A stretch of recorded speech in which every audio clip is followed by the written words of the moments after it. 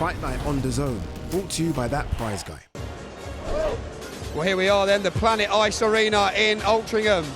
The atmosphere building nicely through before the bell, and it promises to be absolutely rocking. Here's a little reminder of what is coming your way tonight then. Pat Brown in our top of the bill at a sold-out Planet Ice Arena in Altrincham as he faces Argentina's Federico Grandone in his professional debut. Can't wait for this one as well. In the chief support, bitter lightweight rivals Cameron Vong and Jordan Flynn finally settle their long-standing feud in the ring for the WBO European title. Fellas, you both know the rules. Keep it clean, nothing low, watch your heads, and when I say break, take a step back. Most importantly, defend yourself at all times. Best of luck, lads. 6th round then for the Southpaw in this his 8th professional contest, and beginning sharply, aiming towards the body of Emmanuel Zion. A man with a record who's never been stopped, and as he switches to the orthodox stance, so a sharp right hand lands early on from the obviously heavy-handed William Croller. At times there's an element of Russian roulette here, both letting go, and it's a case of who gets there first. That's 20 seconds, another good right hand from Croller. A couple of big right hands in this 3rd round. So how can Croller now continue the momentum and the pace that he set over the first 4 rounds? Oh! Good right hand from Zion. And looking to build on that now, gets on the front foot. And you can see that the urgency is definitely upped over the last couple of rounds especially, but definitely in this 5th round for Zion. Oh, but a nice shot lands for Croller. Required from Croller. Oh, he gets caught with a left hook from Zion. Beautiful work, beautiful shot from the Londoner. Looked like he took it well. Zion goes after his man once again here. Gambling in the last 40 seconds. Croller now just forced to hold on as we head into the last half a minute. First time he's been taken the 6th round distance. Really been tested here tonight like he hasn't been so far in his career. All the sparring that he's been talking about coming to the fore here. Those rounds in the gym will serve him well here, but none of those experiences will be as fruitful and as valuable as this one here tonight. An exchange of left hooks, the two of them landing all the way to the final bell, and once again getting underway on these next-gen shows. We've seen a brilliant contest. William Croller taken the 6th round distance. That's as long as he's been in his professional career, and might one day look back on this as a very, very important stepping stone in his career. 58-57 for your winner. He's still undefeated, William Croller. Right, lads, you both know the rules, so let's just have a good, clean fight, okay? Most of all, remember to defend yourselves at all times, all right? Just go. And so much at stake here, as Tony Bellew was saying in the build-up. Crossroads for both of these fighters. One defeat for Dickinson, none at all so far for Farnhill. He looks sharp, he really does. I like the work behind the lead hand. He's varying up that backhand. Nice straight right to the body. He just looks a step ahead here. Oh, big right hand. Best shot of the contest so far from Farnhill, but a good response from Dickinson. Behind that left-hand jab once again, and digs the left hand into the body afterwards. And just before that right hand landed, I thought Dickinson was doing a great job at just maintaining the distance and just slipping out of the way, but that was a lovely right hand. He looks to throw it again, Reece Farnhill, just falls short though. This is really coming alive now. That was a lovely right hand from Farnhill. He needs to grow from that shot. Farnhill, there's been a couple of lazy jabs. He's yet to throw the right hand over the top. Dickinson. Oh, big left hook. Beautifully timed from Mark Dickinson. But again, Farnhill takes that shot. Good shot to the body this time, twice in a row from Dickinson. But no backward step from Farnhill as he looks to land his own. Gets caught with another big left hook, but still he's throwing back. Yeah, that was a beautiful counter left hook from Dickinson. The danger is if Mark Dickinson tries to punch his way out, he'll be getting more tired of each heavy shot he punches, but that's a good shot. 2 phases. And this is a brilliant response from Dickinson. Farnhill on top for the first 2 minutes of the round. And Dickinson rallying with some clinical, clean-cut shots at the end of the round. But don't get me wrong, Farnell, he's tried. Boy, has he tried. If anything, he's not stopped trying. I think at times, a fighter like Farnell, that's their problem. Every time they get close enough, they're only thinking about punching. They're not thinking about setting a trap, feinting, walking away with some. And he walks onto a couple of big shots from Mark Dickinson. Dickinson using the desperation of Farnhill to find the openings. Last 20 seconds of the contest. And look at this from the champion, desperate to hold on to the title, but Dickinson wanting to make his mark, just like his uncles did over a dozen or so years ago, both of them winning English titles in their careers.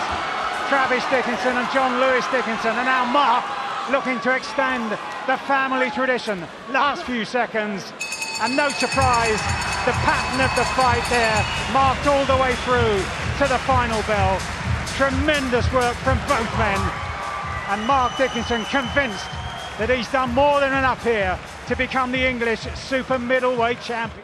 Darren Sargentson, 99-92. Howard Foster, 98-92. John Latham scores this bout 98-93. All three for your winner by unanimous decision.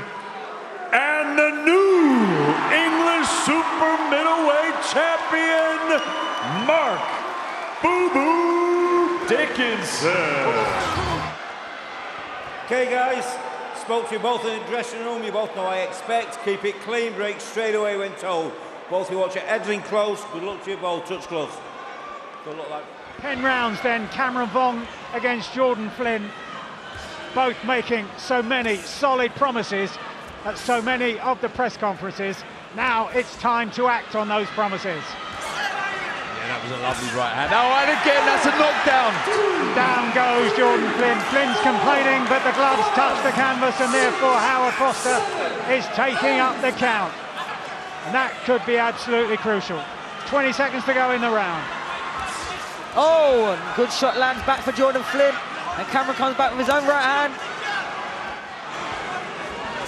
And again there, Darren, Cameron Vong guilty of what you were suggesting right at the outset of the contest, going back in straight lines, but two lovely right hands from Vong as the response. And here comes back Jordan.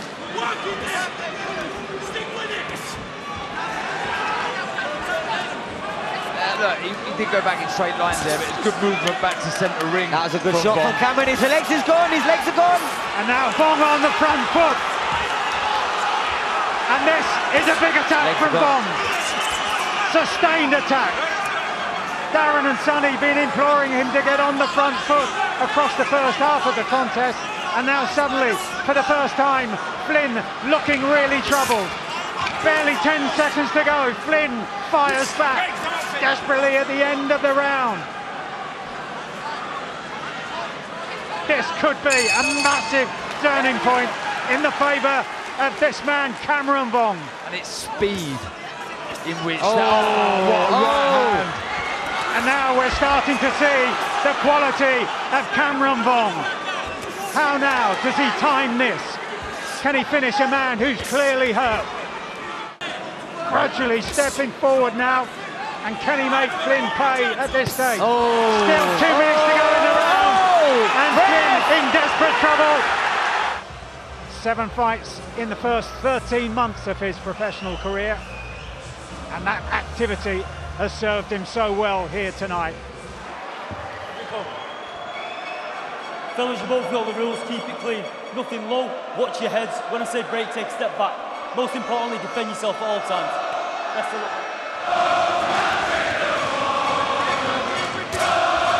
Nice left hook, short shot. Oh, lovely. Round the side of the guard of Grandone, and then followed up with a lovely shot to the body.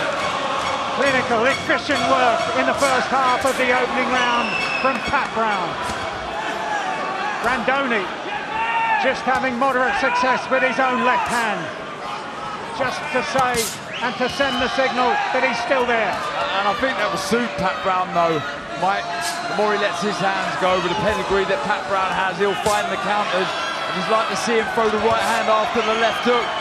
Brown. And I've heard the sparring stories of Pat Bomber Brown, very good at cutting off the ring, very physical, big right hand, right uppercut lands as well. And solid punch resistance from Grandone, but for how much longer? And again, the Argentine fires back, coming up to the halfway stage of the second round. And he's been hit hard, and he's been hit often already in this round. But so far, has managed to hold off, forced to cover up yet again as Brown goes on the attack. We heard that interview with Jamie Moore beforehand, talking about how sparring partners have been talking about the power. They get into just a sign from Grandone that this is really now starting to hurt badly. But back comes Grandone!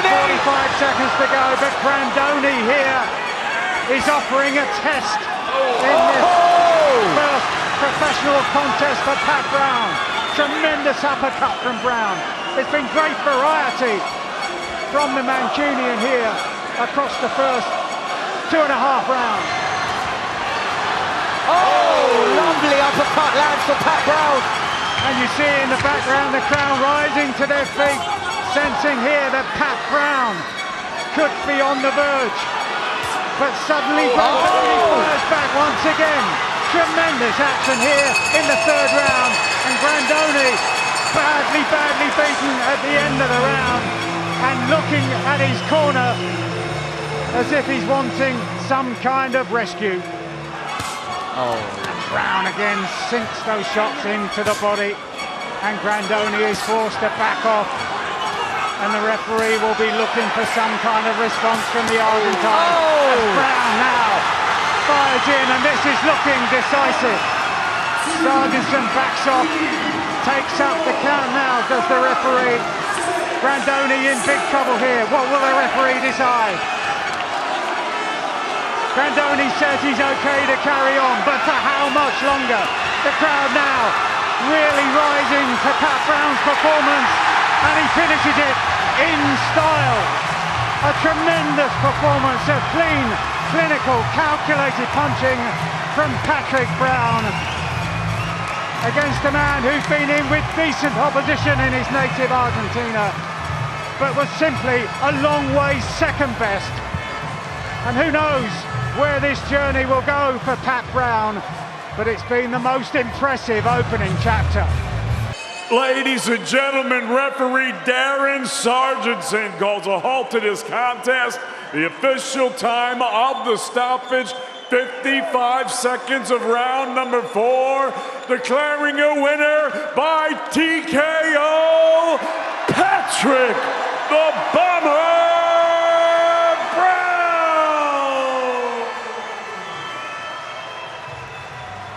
Well, the venues will get bigger, the opponents will get more testing, and it will get noisier, that's for sure.